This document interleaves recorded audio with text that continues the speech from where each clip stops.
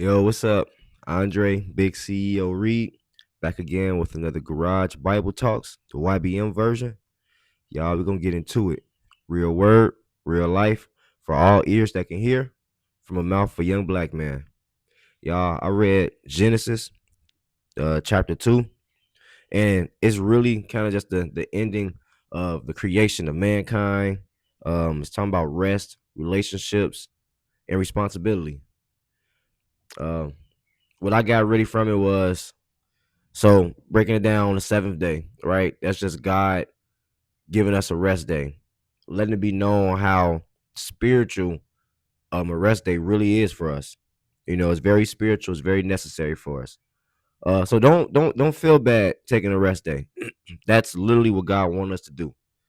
You know, especially if you're doing what God wants us to do as well, which is working, not like working, having this job out in the world, this worldly job, but your job that God has for you.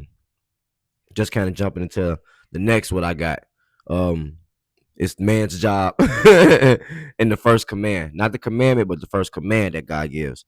Um, but God creates man and He gives us work. He gives Adam work in the Garden of Eve when he first gets him there. But that's just God telling us that work is necessary and it's not a curse. It's a calling. All right, let me say that again. Our work is not a curse. It's a calling from God. You know, and so when you think of work, don't think of it as having a job out here. It's what God has for you, your purpose to do out here. You know, that's your job, and you're supposed to go do it. God wants us to do it. It's your calling. You know, so that's a blessing that God has a calling on your name. So once you find your blessing, you work it, and you work it hard, and you do it consistent. And on that seventh day, you rest because that's what God did. Um, and the last thing I got out of it was the creation of women. The biggest thing that I got out of it, I had to write it down because I felt like it hit me when I reread this, being a little older. But what I got from it, because we hear in the Bible, God made Eve out of Adam's rib, right?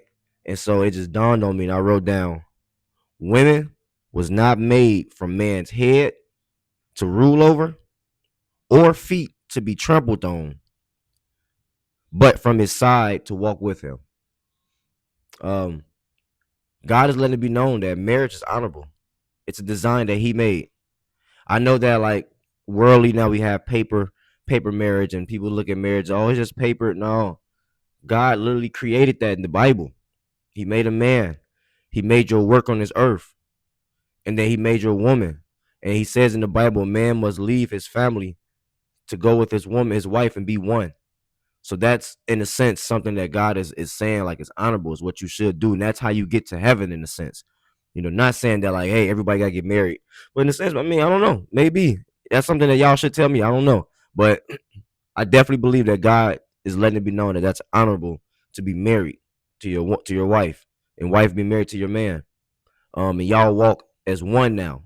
Like I said, he didn't create the woman from your head or from your shoulder so she can run stuff. Like God made her head driven so she can be the ruler. That's not what He did.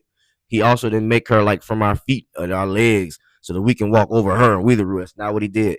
He made her from our ribs. He made her from our side so that we can be as one and we can walk together.